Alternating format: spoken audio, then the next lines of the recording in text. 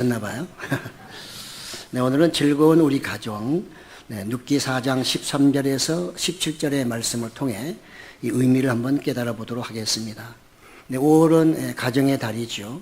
오늘 또 마지막 주일이기도 합니다. 많은 행사 때문에 가정에 대한 이런 중요한 얘기들을 메시지를 남기지 못했는데, 오늘 이 말씀을 통해서 우리 가정의 소중함, 또 하나님은 어떻게 할 때 우리가 또 은혜와 복을 받을 수 있나, 이 말씀을 통해 같이 깨달아지기를 간절히 소망합니다. 오늘 칼럼에 보니까요, 기독인의 가정은 영적으로 충만해야 합니다. 가정의 성령에 충만한 분위기를 만들어 놓으면 사랑과 희락이 넘치는 아름다운 가정이 될 것입니다. 이렇게 말합니다. 가정은 정신적으로 늘 발전해야 됩니다. 늘 새로운 정보와 지식을 교환하며 부부가 정신적, 정서적 보조를 같이 해야 더욱 행복한 가정을 이끌어갈 수 있습니다. 굉장히 중요한 얘기 같습니다. 그러면서 오늘 가정의 이야기를 했습니다. 남편의 귀가 시간이 자꾸 늦어지면서 부인이 고민하다가 환경을 바꾸기로 했습니다. 집안의 환경을 바꾸면서 집에 벽난로도 만들어서 이제 장작을 피워놓고, 그래서 또 의자도 갖다 놓고 분위기를 이렇게 바꾸어서 남편이 들어오면 거기 옆에 앉아서 또 이렇게 책도 읽으면서 오손도손 이렇게 이야기를 할 수 있는 그런 분위기를 바꿔 놨더니, 그런 노력의 결과로 나중에 남편이 일찍이 들어오면서 그 벽난로 옆에서 정말 책도 읽으면서 같이 대화를 하는 그런 아주 정말 부드러운 가정으로, 행복한 가정으로 바뀌었다고 하는 것입니다. 우리는 이 예화 속에서 양쪽에 남편도 바뀌어야 되지만 아내도 바뀌어야 된다. 서로 간에 바뀔 때에 아름다운 가정을 이끌어갈 수 있습니다. 한 사람이 아무리 바뀌어도 손뼉을 마주치지 않으면 소리가 안 나듯이, 그렇기 때문에 우리 성도 여러분들은 이제 정말 서로, 남편은 남편대로 아내는 아내대로 조금씩 바꾸려고 노력하고 어떻게든지 매일 새롭게 가려고 해야 됩니다. 30년, 40년, 50년 같이 살다 보면 지루하시죠. 그 지루함을 바꾸려고 하면 변화를 보여줘야 돼요. 오늘은 눈썹을 파란 걸 했다가 내일은 빨간 걸 하기도 하고요. 오늘 누주를 새빨갛게 했다가 다음 날은 까만 걸 하기도 하고, 그래서 막 신기해가지고 웬 말이냐 하면서, 당신 무슨 일이 있냐 하면서 변하죠. 변화가 없으면 성장도 없습니다. 변화가 없으면 회개도 없습니다. 변화가 없으면 인생도 즐겁지 않습니다. 그래서 이 예화는 가만히 생각하면 우리의 변화, 창조적 변화를 요구하고 있다, 이렇게 볼 수 있죠. 우리가 가정의 달을 맞이해서 오늘 룻기를 좀 제가 선택을 했습니다. 네, 룻기는 사실 이 배경이 절망적인 사사시대가 굉장히 절망적인, 전부 다 자기 좋을 대로 다 하니까, 하나님이 어디 계실 데가 없어. 다 자기 좋을 대로 하니까, 그런 시대에, 그런 그 사사시대에 이 한 가정, 나옴이라는 가정을 통해, 또 룻의 가정을 통해서 소망을 주고 어떻게 해야 할 것인가, 또 앞으로 하나님이 어떻게 이 나라를 이끌어갈 것인가 하는 그런 메시지를 담고 있는 게 룻기라고 할 수 있습니다. 단순히 한 가정 얘기가 아닌 것이죠. 룻기는 이제 사사시대라고 했죠. 그래서 룻기의 이 주인공은 나오미, 또 룻, 보아스, 이 세 사람이라고 볼 수가 있습니다. 나오미라고 하는 그 뜻은 이제 즐겁다, 즐거운 그런 의미로 이름을 지어줬습니다. 그는 베들레헴 출신이고요. 그래서 엘리멜렉이라는 남편과 결혼해 살 때 나름대로 행복하고 즐겁고 좀 돈도 있었던 것 같습니다. 그런데 그 베들레헴 지역에 기근이 들면서 이 나오미 집안이, 이거 우리 기근 피해서 좀 재밌게 즐겁게 살자 해가지고 모압으로 이민을 가게 됩니다. 잠시 갔다 오는 것도 아니고 이민을 가버리죠. 모압이라는 땅은 어떤 땅입니까? 모압은 하나님께서 기뻐하지 않는 땅이었습니다. 잘 아시는 대로 롯의 후손들이죠. 근데 그 땅으로 갔어요. 뭐 하려고? 자기네 그 즐거움을 그것에 누리고 싶어서. 그런데 10년 만에 몽땅 다 잃어버렸습니다. 남편도 사라지고 두 아들도 죽고, 그러니 두 아들의 아내들이 모압 여인들이잖아요. 그러니까 나오미가 여기서 고민을 많이 하죠. 내가 여기서 계속 살 것인가? 아니면 내 고향을 갈 것인가? 고민을 많이 하게 됩니다. 결국은 나오미는 정리를 했습니다. 그에게 은혜가 임했겠죠. 그래서 그가 이제 이 모든 것은 다 하나님의 뜻에 있다. 그렇게 생각을 하고 자기 고향 땅 베들레헴으로 돌아가기로 하고, 그래서 두 자부에게 자유를 줍니다. 내가 결혼해서 내 아이를 다시 너희에게 줄 만한 그런 나이도 아니니 이제는 너희가 젊고 하니 가서 결혼해서 살아라.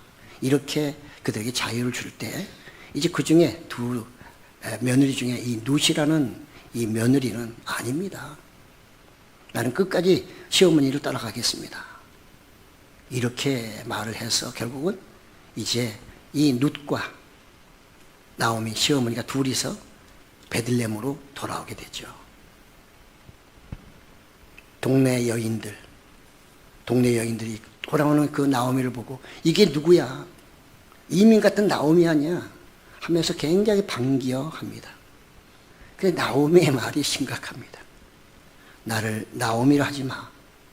내 이름은 이제는 더 이상 즐거운 인생이 아니고 마라, 쓰다. 내 인생이 너무너무 써. 그러니 나는 이제 쓰라린 인생, 실패한 인생, 고통의 인생이라 불러라. 자기 이름을 마라라 불러달라. 이렇게 얘기를 하죠.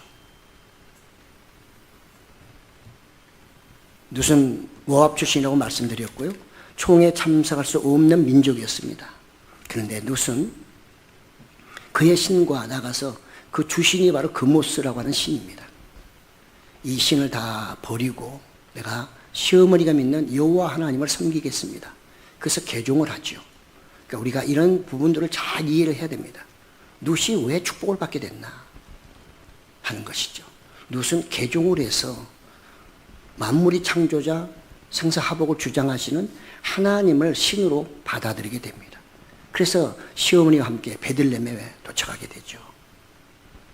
이제는 그는 언약의 백성이 됐습니다. 이민을 왔으니까 뭐 잠시 왔다 가는 게 아닙니다. 이제는 베들레헴이 제2의 고향이 된 것이죠. 그리고 그는 이 낯설은 땅에 와서 자기가 약속한 대로 시어머니를 봉양해야 되기 때문에 다음에 며칠 됐는지 모르겠으나 알지도 못하는 그 지역에 이삭을 주우러 가죠. 이스라엘은 우리가 성경에도 많이 나오지만 가난한 사람들 굉장히 배려를 많이 하죠. 그렇기 때문에 집도 없고 그 땅도 없고 추수를 할 수 없는 이런 사람들은 이삭 죽기로 먹고 삽니다. 그렇기 때문에 성경도 그래서 그런 이삭을 줍는 사람이 있을 때는 배려를 많이 해주고 다 긁지 말고 좀 남겨두어라. 그들의 양식이 되도록 해서 이제 룻이 그것을 알고 있기 때문에 이삭을 주우러 나갑니다.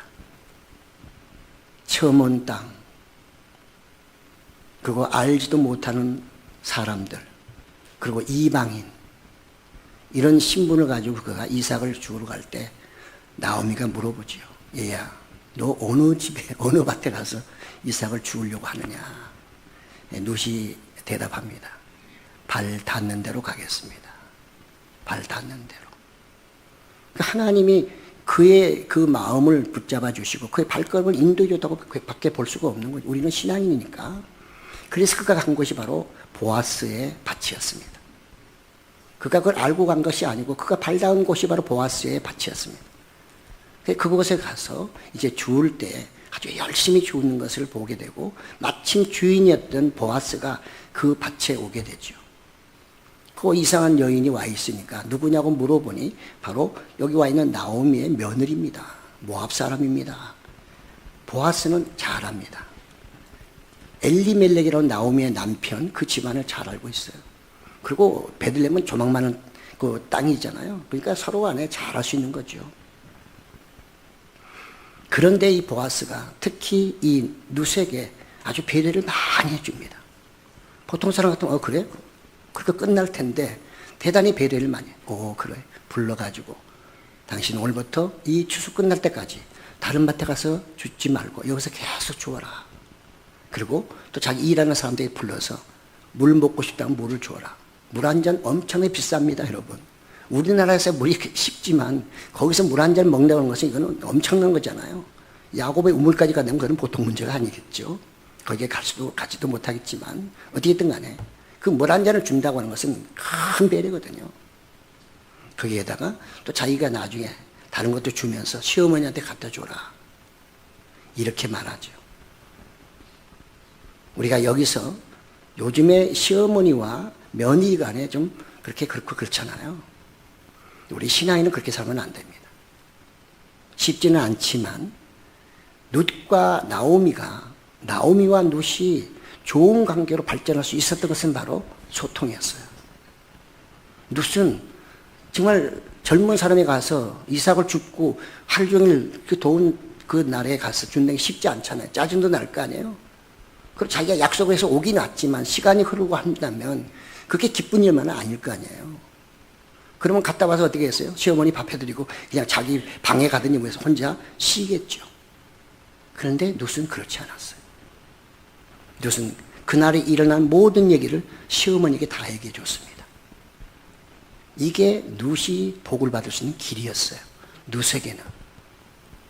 그 얘기를 쭉 들었던 시어머니 나오미가 자기 고향이니까 잘 알잖아요. 그 누구네 집에 갔다고, 누구네 밭에 갔다고, 뭐 보아스인가 누구래요. 보아스. 보아스는 자기 친척일 뿐만 아니라 오늘 가장 중요한 바로 기업 물을 자. 이 동네 여인들이 나오미에게 기업 물을 자가 드디어 태어났다 이 말하잖아요. 기업 물을 자의 한 사람이었어요. 그러니까 이런 생애의 내용을 알아야 우리는 훨씬 이 본문을 깊이 있게 깨달을 수 있고 하나님의 그 뜻이 어디 있는지 그들의 미래가 어디 있는지를 우리가 알아볼 수 있는 거죠. 나오미는 거기서 고민했을 겁니다. 왜? 자기 가문을 살리고 룻을 살리고 자기도 편하게 살 수 있는 길이 뭘까? 왜냐하면 이 보아스가 바로 자기 친척이면서 기업 물을 자의 두 번째 사람인 것을 알고 있었어요. 시어머니 나오미는 그걸 알고 있었기 때문에 아마 그런 고민하다가 이제 룻을 자기의 며느리를 그 보아스의 아내로 재혼을 시켜줘야 되겠다. 이 결정을 하게 된 거죠. 이 결정할 때 그것은 룻에게만 좋은 게 아니에요. 룻은 결혼해버리면 굉장히 자기하고는 멀어질 수 있잖아요. 그러나 나오미도 그것을 통해서 얻을 수 있는 게 많은 거예요. 그런 걸 여러 가지로 생각해서 또 나오미가 선한 마음으로 자기 며느리를 또 긍휼히 여기는 마음, 사랑하는 마음으로 착한 며느리를 위해서 재혼을 결정하게 됐죠. 그래서 이 며느리에게 얘기를 해주죠. 그렇게 만남을 이제 갖게 하는데 우리는 여기서 이스라엘이 가지고 있는 고엘 제도가 뭔가 기업 물을 자라는 말이 무슨 말인가 하는 것입니다. 기업 물을 자, 고엘. 이 고엘은 가알이라고 하는 히브리어를 통해서 이것은 구속하다 또는 되찾아주다 그런 뜻입니다. 그러니까 고엘이라는 사람은 뭔가 남을 대신 돈을 주고 풀어주는 일 또는 되찾아주는 일을 하는 사람이 고엘이에요. 그러니까 보아스는 바로 이 엘리멜렉 또는 나오미의 집안의 두 번째 고엘이다 그 말이죠. 두 번째 기업 물을 사람이에요. 그 기업 물을 사람들이 해야 될 일이 뭔가? 고엘의 의무가 무엇인가? 몇 가지가 있거든요. 이것은 그 히브리 사람들, 그들의 친족, 혈족 간의 유대 강화를 위하여 그들의 혈족들을 굉장히 중시 여기잖아요. 그렇기 때문에 혈족의 유대 강화를 위해서 이런 제도를 만들어 놓고 그 혈족들이 계속 유지하도록 또 정말 생명을 잘 보존할 수 있도록 하게 만들어 놓은 제도입니다. 그 고일이 되게 되면 예를 든다면 친척이 빚을 졌다. 그래서 종이 돼버렸어요. 남의 종이 됐어요. 우리나라에도 옛날에는요. 시골에서는 뭐가 있었어요? 가난하잖아요. 그러면 아버지가 어디를 가요? 남의 집에 머슴으로 갑니다. 우리 그때 머슴이라고 했죠. 머슴으로 가요. 그럼 1년에 몇 섬을 줍니다. 그래서 보통 2년이면 3년 계약을 해요. 그러면 3년 동안 집에 못 와요. 같은 동네를 할지라도 집에 못 옵니다. 그거 받아서 가족 살리고 자기는 종으로 가지요. 어찌 보면 그것도 하나의 고엘이죠. 가족을 위한 고엘이죠. 우리도 그런 제도가 있었어요. 그래서 종이 되면 이 고엘이라는 사람이 기업 물을 사람이 친척 대신해서 돈을 주고 그 사람을 종에서 풀어주는 것입니다. 그냥 해주는 거예요. 그게 고엘이에요. 그런가 하면 또 땅을 팔아먹어버렸다. 그럼 땅도 되사서 줘야 돼요. 돈을 지불하고 그 땅을 다시 찾아주는 일. 또 집안에 어른이 없어요. 처녀만 있다. 근데 결혼을 해야 돼요. 돈이 없어요. 그러면 결혼 자금, 이런 모든 것을 또 도와주는 일을 하는 게 누구냐면 그게 고엘이에요. 그리고 이제 오늘 나오는 내용 중에 하나인데, 이 집안에 대를 물려줄 사람이 없어요. 쉽게 말하면 아들이 없는 거예요. 지금 엘리멜렉, 나오미 집안이 그렇잖아요. 이대로 가면 그냥 그 대는 그대로 끝나고 마는 거죠. 그래서 이 룻을 통해서 결혼을 시키면 이 기업 물을 짜고, 그냥 다른 사람하고 결혼시키면 그게 해당이 안 되지만, 기업 물을 짜 고엘하고 결혼을 시켜놓으면 그 고엘이 어떻게 친척이기 때문에 그 사람이 낳은 첫 아들은 엘리멜렉, 나오미의 누가 되는 거예요? 아들이 되는 거예요. 대를 그래서 이어주는 거예요. 그러니까 누가 하려고 하겠어요? 잘 안 하려고 하죠. 그래서 첫 번째 고엘이 있었는데, 나중에 이 보아스가 두 번째로 그랬잖아요. 그러니까 첫 번째 가서 보아스가 물어보고, 당신 1번 타자인데 어떻게 1번 타자 할 거야, 안 할 거야? 한다고 했다. 나중에 그가 가만히 생각해보니까 이런 게 너무 많아. 돈도 줘야 되지, 아이도 낳으면 줘야 되지. 그래서 나 안 해. 이렇게 하니까, 그럼 알았어. 그럼 내가 사람들을 모아놓고 내가 이 집에 고엘이 되겠다. 그래서 룻하고 결혼을 하게 되는 거죠. 이스라엘 사람들은요, 그래서 여호와 하나님을 고엘이라고 부릅니다. 그들이 위기에 있을 때, 노예에 있을 때, 힘들고 어려울 때 자기네들을 찾아주는 분, 구원해 주는 분. 그래서 하나님을 그들은 고엘이라고 불러요. 우리는 예수님을 고엘이라고 부르죠. 우리는 죽을 수밖에 없는 죄인이었지만 예수님이 그분의 핏값으로 우리를 찾아주셨잖아요. 그래서 예수님 또 뭐라고 그래요? 고엘이라고 우리는 구약적으로 부르지 않고 우리는 예수님을 우리의 구세주, 구속주라고 부르는 이유가 다 거기에 있는 것입니다. 이제 나오미로 말미암아 룻이 보아스와 결혼하죠. 우여곡절 끝에 결혼하게 됐어요. 그래서 오늘 드디어 신방을 차렸고, 하나님이 본문에도 하나님이 그에게 아들을 주었다. 그래서 첫 아들을 낳게 되는 거죠. 근데 첫 아들을 낳는데 우리는 룻이나 보아스 얘기가 별로 안 나와요. 원래는 누구 얘기가 나와야 됩니까? 그 첫 아이의 아버지 보아스와 룻의 얘기가 막 뒤에 나오고 그들이 기뻐하고 난리 쳐야 되는데, 보아스와 룻은 온데간데 없고 누구만 나와요? 나오미하고 동네 아줌마들만 나와요. 동네 아줌마들이 누군지 아세요? 저는 그냥 동네 아줌마들을 설교 준비하면서 선지자다, 이 사람들 예언자다, 하나님이 그 여인들의 입을 통해서 지금 미래를 얘기하고 있다는 거죠. 어찌 보면 사사시대 너무나도 형편없는 그들의 영적 상태를 보시면서 하나님의 동네 사람이라는 이름을 통해서 이스라엘의 미래를 얘기하고 있다. 그래서 나중에 보면 다윗의 얘기가 나온단 말이죠. 그래서 룻은 오늘 이 동네 여인들 또는 동네 선지자들이라고 말할 수 있는 그 사람들이 지금 오늘 바로 14절에 그런 얘기 하잖아요. 여인들이 나오미에게 이르되 찬송할지로다. 여호와께서 오늘 내게 기업 물을 자가 없게 하지 아니하셨도다. 너의 기업 물을 자가 드디어 생겼다. 근데 나오미는 결혼도 안 했고 아이를 낳은 적도 없어요. 근데 누가 그의 기업을, 그의 앞으로 모든 봉양자, 그의 감을 이어갈 사람이 누구란 말입니까? 그 사람이 바로 누구냐면 룻이 낳은, 보아스와 룻을 통해 낳은 첫 아들이 바로 엘리멜렉 나오미의 봉양자가 되는 거예요.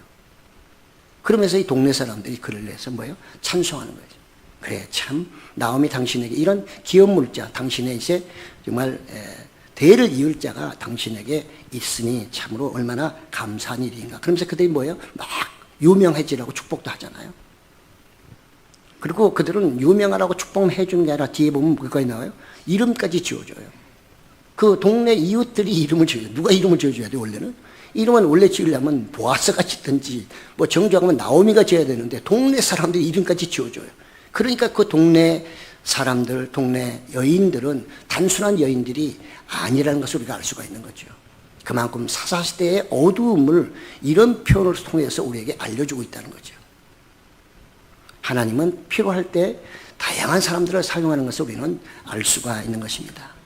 그래서 여인들은 이렇게 그 아이를 유명한 사람이 되어라, 앞으로 정말 훌륭한 가문을 이어가라, 훌륭한 나라의 일꾼이 되어라, 이런 의미가 함축됐다고 볼 수가 있고요. 그래서 15절부터 보면 쭉 나오죠. 이는 나오미, 당신의 생명의 회복자다. 나오미가 만약에 룻이 결혼을 안 했다면 아이를 얻을 수가 없고, 그러면 자기 대를 이을 수가 없으니 나오미가 산다 해도 그 삶이 아니지 않겠어요?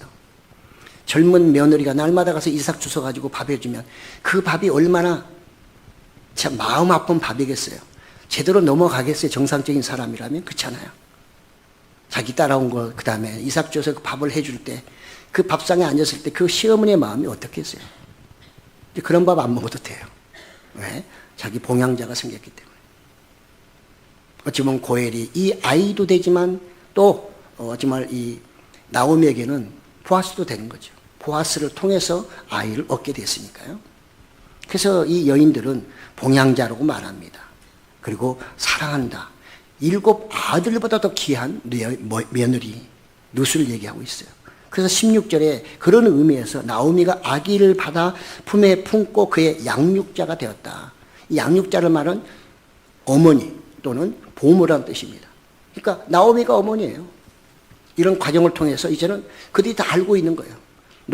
이 고엘 제도를 알고 있기 때문에 이 아이는 누구의 아들이다? 이제는 이 아이는 나오미의 아들인 걸 동네 사람들이 다 알고 있기 때문에 그렇게 말하고 있는 것이죠.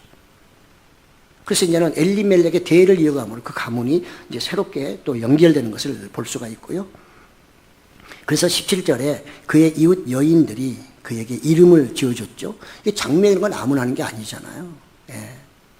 우리가 창세기에서도 하나님이 아담에게 이름을 한번 지어봐라 해서 하나님의 피조물들을 지나가게 하면서 막 짐승 이름을 쫙쫙 지어내잖아요. 이 여인들은 그래서 그냥 여인들이 아니라는 사실을 우리가 알 수가 있고요. 그래서 그의 이름, 그리고 17절 하반절에 보니까 나오미에게 아들이 태어났다 이렇게 말합니다. 그래서 이제는 이 아이가 나오미의 아들이라는 것을 공개적으로 알려주고 있는 것이고요. 또 많은 사람들이 그렇게 이해를 하고 있는 것입니다. 그러니까 나오미는 인생의 대역전이 일어난 거죠. 그래서 나오미는 구약의 탕자입니다. 하나의 그냥 패턴을 본다면 신약에는 누가복음에 나오는 탕자지만 아버지의 자산 갖고 물리서 다 받아가지고 가서 그냥 실컷 외국에 나가서 자기가 마음껏 그 돈 가지고 하면 막 떼부자 될 줄 알았고 유명한 사람 될 줄 알았는데 폭삭망해서 돌아왔잖아요. 나오미도 똑같은 패턴이에요. 나오미도 2 아들과 자기 남편과 같이 가서 그 돈 갖고 가면 이민 가면 잘 먹고 잘 살 줄 알았는데 몽땅 망해서 다시 어디로? 베들레헴으로, 고향은 다시 말하면 하나님에게로 돌아왔다. 이렇게 우리가 이해할 수 있는 것이거든요. 나오미의 인생이 대역전 됐습니다. 이제 그는 그렇게 자기의 미래에 대해서 걱정 안 해도 됩니다. 아이는 점점 커갈 것이고요. 그 다음에 그 커가는 동안에 자기는 보아스와 룻과 함께 살게 되면 먹고 마시고 입는 문제 다 해결되는 거죠. 나오미는 굉장히 지혜로운 사람이에요. 이런 지혜가 어디서 나왔을까요? 이런 믿음이 어디서 나왔을까요? 하나님이 그냥 주실까요? 그러면 모압으로도 가지 말게 하셔야지요. 누구에게 있어요? 나오미에게 있는 것입니다. 룻에게 있는 것입니다. 복을 받고 못 받고는 그 본인들에게 있는 것이지 하나님이 이미 복과 모든 것을 다 준비해 놓고 계셔요. 복을 선택할 거야? 아니면 화를 선택할 거야? 선택하라는 것입니다. 처음에 나오미는 실수해서 화를 선택했죠. 그가 그때 선택할 땐 그것이 최선인 줄 알았고 자기의 머릿속으로는 충분히 하나님이 어디를 가든 간에 나를 축복할 거라고 생각했는데 모압이라고 하는 것은 하나님이 계시지 않은 곳이거든요. 이단신, 우상을 섬기는 곳이거든요. 그곳에 가서 어떻게 하나님을 섬기며 하나님의 축복을 거기서 기대할 수 있단 말입니까? 그의 실수였습니다. 우리도 신앙생활 하면서 하나님 떠나서 내가 잘 먹고 잘 살고 열심히 하면 될 거라고 생각하지만 그렇지 않은 사람 많죠? 많습니다. 그런 면에서 이 나오미는 참으로 여러 면에서 우리에게 많은 것을 알려주고 있죠. 오벳이라는 말은 섬기는 자라는 뜻입니다. 그래서 이 성경에는 전혀 얘기할 필요가 없는 미래 얘기를 하고 있습니다. 오벳. 오벳은 누구냐? 바로 섬기는 자다. 그래서 예수님도 이 땅에 오셔서 하신 말이 뭐예요? 나는 섬기러 왔다. 난 섬김을 받으러 온 자가 아니라 섬기러 온 자라고 주님께서 직접 말씀하신 이유도 이 오벳과 다 연결되는 것이죠. 섬기는 자. 그리고 우리도 예수님을 믿는 사람이라면 섬기는 자의 자리에 서 있어야 하는 것이죠. 그리고 다윗의 얘기를 합니다. 다윗 왕가. 그는 정말 이세의 아버지였고, 그러면 이세는 누구예요? 다윗의 아버지예요. 그러면 이 오벳은 다윗의 조부가 되는 것입니다. 그래서 앞으로 시대가 어느 시대로 사사시대가 끝나고 이제는 왕정시대로 넘어가는데 다윗을 통해서 내가 희망과 소망을 주는 나라가 되겠다. 그래서 다윗 혈통에서 누가 나오셔요? 메시아가 나오시잖아요. 그래서 이 눕기는 단순히 한 가정의 행복, 이걸 말하는 게 아니라 그런 한 가정의 행복을 통해서 이 사사시대에 형편없는 신앙생활하고 있는 그들에게 돌아오라는 사인으로 우리가 받아들일 수가 있는 거죠. 나오미가 어떻게 축복을 받았을까요? 나오미의 축복은 그냥 온 축복이 아닙니다. 하나님이 그냥 가만히 있는데 돌아왔기 때문에 은혜 주신 게 아니고요. 그 은혜를 받을 만한 이유가 있었어요. 그게 바로 룻기 1장 21절에 보시면 내가 풍족하게 나갔더니 여호와께서 내게 비어 돌아오게 하셨느니라. 여호와께서 나를 징벌하셨고 젖는 자가 나를 괴롭게 하셨거늘 너희가 어찌 나를 나오미라 부르느냐. 여기에 답이 있는 것입니다. 나오미는 그 10년 동안에 몽땅 다 날아가 버렸을 때 이게 웬 말, 이게 어디서 온 거야? 이건 하나님께서 온 것이네 라는 것을 깨닫게 된 거죠. 그가 하나님의 은혜를 받았고 하나님이 그에게 은혜를 주셨기 때문에 그가 깨달은 게 뭐냐? 회개였습니다. 내가 모든 걸 잘못했다. 나의 선택은 잘못되었고 이 모든 것은 하나님께서 나에게 지금 다시 돌아오는 사인이라고 그는 이해를 하게 된 것이죠. 그러니까 모든 걸 정리하고 베들레헴으로 돌아갈 수가 있었던 것입니다. 베들레헴으로 돌아가지 않았더라면 나오미는 어떻게 할까요? 나오미는 여전히 모압에서 어느 땅에 묻혀서 이름도 빛도 없이 그냥 세상 끝나고 말았겠죠. 그러니 우리가 하나님의 은혜를 받는 것과 내가 변화돼서 하나님을 선택하고 회개하고 돌아가는 것이 얼마나 중요한가는 것을 우리가 알아야 된다는 말이죠. 그러니까 나오미의 축복은 다른 데서 왔던 게 아니라 바로 그의 회개. 하나님을 제대로 알았다는 거죠. 여러분, 은혜가 없이는 절대로 회개할 수 없습니다. 은혜가 임하지 않고 회개는 있을 수가 없어요.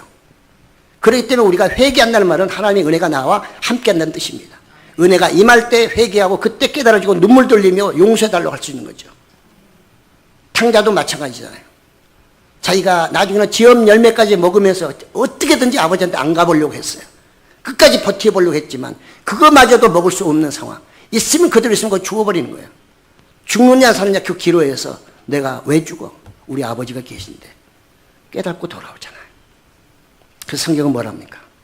마다들, 크게 뭐 큰 죄도 안 지은 마다들보다는 돌아온 탕자를 훨씬 더 높이 평가하잖아요. 왜?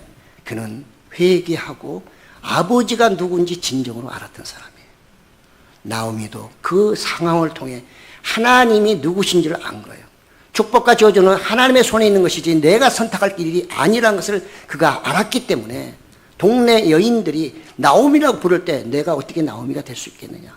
하나님이 나를 이렇게 만들었고 하나님이 내가 어쩌면 이렇게 벌을 받는 사람이 어찌 나오미를 할 수 있겠느냐. 나를 나오미를 하지 말고 마라. 쓴 인생, 실패한 인생으로 불러다오 했는데 그가 또 다른 기회를 통해 바로 보아스, 기업 물을 자, 그와 자기 며느리를 결혼시킨 것 말미암아 그의 인생이 역전돼 버린 거죠. 그러니까 그의 집안은 기쁘고 행복하고 웃음소리가 있고 아이의 소리가 있고 그 다음에 자기의 미래에 대해서 소망이 있는 그런 사람이 되었다는 뜻입니다. 그래서 그 가정은 즐거운 가정이 됐어요. 이 메시지는 사사시대에 하나님께 멀어져 버린 그 사람들에게 돌아오라는 얘기입니다. 너희가 무슨 죄를 졌더라도 돌아오면 나 여호와, 너희의 고엘되는 나 여호와가 어떤 상황 속에서 내가 너희를 다 구원해 주리라. 그 메시지를 담고 있는 것입니다. 그래서 우리가 하나님을 제대로 알고 하나님을 고엘로 섬기게 되면 우리의 가정들은 당연히 은혜의 가정이 되어야 되고 행복한 가정이 되어야 되고 즐거운 가정이 되어야 하는 것입니다. 예수님도 이 땅에 오실 때 우리 인류를 뭐 하시기 위해서 죄의 종으로부터 의의 종으로 구속시켜 주시기 위해서 십자가를 지시고 우리를 위해 돌아가셨고 우리의 고일이 되신 것입니다. 그래서 우리는 예수님을 구속자라고 부르고 예수님이 없이는 우리의 죄를 속함받을 수가 없는 것입니다. 우리가 이런 은혜를 받았다고 하면 나오미처럼 누세 가족처럼 우리는 정말 행복한 가정을 만들어가야 하는 것이죠. 5월 마지막 가정의 이 주일을 맞이해서 우리가 참으로 하나님의 은혜 앞에 예화 속에서 정말 가정에 성령이 충만할 때 가정이 행복하다고 했는데 그 성령 충만한 것을 오늘 실질적으로 우리 삶에 어떻게 이해하는 게 좋을까요? 저는 그것을 아주 간단한 의미로 성령 충만한 가정은 다른 게 아니고 주의 날이 되면 온 가정이 함께 하나님께 가서 예배 드리며 서로 대화하고 하나님 안에 감사하면서 서로 가족을 아끼고 이해하고 서로 같이 가고자 하는 공동체, 이 가정이 바로 성령 충만한 가정이라 이렇게 볼 수가 있는 것이죠. 우리는 믿음과 사랑 안에서 가족의 유대를 강화해야 됩니다. 하나님이 우리에게 주신 가장 큰, 가장 적은 단위의 나라는 바로 가정입니다. 가정이 잘 돼야 그 다음에 모든 게 다 확산되는 거 아니겠어요? 네. 그러므로 우리 기독교인들은 이 예수님이 나의 고혈인 것을 깨닫고요. 내가 힘들고 어려울 때 거기서 포기하는 게 아니라 그걸 통해서 오히려 그분에게 요청함으로 구원을 요청하고 도와달라고 사정함으로 인하여 내가 그 어려운 것에서 회복되어서 바로 바른 가정, 행복한 가정, 즐거운 가정을 만들어갈 수 있음을 이 눕기가 우리에게 밝혀주고 있는 것입니다. 오늘 말씀을 통해 한 3가지로 정리하고 마치려고 합니다. 우리는 오늘 말씀을 통해 첫 번째는 하나님의 은혜로 가정은 즐거운 안식처가 되어야 한다는 것입니다. 가정의 안식처가 되면 우리 공동 멤버들이 가족의 그 구성원들이 있잖아요. 부부 또는 자녀들이 있다면 서로 조금씩 양보해야 되는 것입니다. 나는 엄마가 아빠니까 무조건 주장하거나 또는 나는 자녀이기 때문에 나는 무조건 도와줘야 되고 나는 무조건 내 마음대로 할 수 있다고 하는 고집을 부리는 것은 이것은 행복한 가정을 만들어가는 것이 아닌 것입니다. 조금씩 양보해야 됩니다. 이해해야 됩니다. 왜? 공동체를 위하여. 이 공동체가 어떻게 행복하고 즐겁고 하나님을 찬양하며 기도가 있을까? 이것을 생각하며 같이 가정을 만들어가는 그런 가정이 안식처가 될 수 있는 것이고요. 우리 믿는 사람들은 반드시 그런 가정을 만들어가야 될 의무가 있는 것입니다. 누가 해야 되는 게 아닙니다. 엄마니까 해야 되고 아빠니까 해야 되고 그런 것도 아닙니다. 다 공동체가 전부 다 서로 간에 조금씩 양보하면서 이 가족을 행복하게 하려면 무엇을 해야 할까 서로 대화하면서 하나하나 그것을 만들어가는 것이 이 룻기 또는 나오미가 보여주는 하나의 사건이라고 볼 수가 있는 것이죠. 두 번째, 하나님은 선하게 살아가는 사람들을 축복하십니다. 나오미도 사실은 조금 마음을 잘못 먹어버리면 그냥 자기 두 자부를 데리고 베들레헴 오든지 그냥 아니면 거기서 끝까지 붙잡고 있든지 할 텐데 나오미는 모든 걸 정리했어요. 그러면서 나오미는 착한 시어머니죠. 자기 며느리에게 자유를 준다는 거 쉬운 게 아니잖아요. 나오미는 어찌 보면 두 자부의 고혈이 될 수 있었던 것이죠. 나오미는 그래서 선한 사람 그리고 룻에 대한 그 모든 걸 보면서 또 착한 며느리를 보면서 나오미는 또 그를 위해서 재혼을 시켜주고자 하는 그런 마음을 갖게 되었던 것이고 보아스는 또 어찌 보면 예수님의 그 예표로서 그 모든 사람을 다 안아준 것이죠. 보아스도 자기가 나 두 번째지만 난 기업 물을 자랑 하고 싶지 않아. 그럼 세 번째한테 나 물려줄게. 하면 보아스가 안 해도 되는 것입니다. 그럼에도 불구하고 보아스는 이 룻이 젊은 여인이 자기에게 청혼하는 것을 그가 기쁘게 고맙게 받아들이고 자기가 자청해서 두 번째지만 고일이 됨으로써 한 가정의 정말 행복과 또 그들의 삶을 아주 기쁘게 해줬다는 사실을 알 수가 있죠. 보면은 전부 다 착한 사람들입니다. 선한 사람들. 선을 행하면 선으로 하나님이 갚아주시지만 악을 행하면 언젠간 그 악이 나에게 돌아온다는 것을 우리에게 알려주고 있는 것입니다. 마지막으로 회개는 절망과 탄식을 소망으로 반전시키는 것입니다. 그렇습니다. 마음이 괴롭고 힘들고 할 때요. 그때 하나님 앞에 진실로 내가 회개하면 내 마음이 참 가벼워져. 그리고 위로가 엄청나게 됩니다.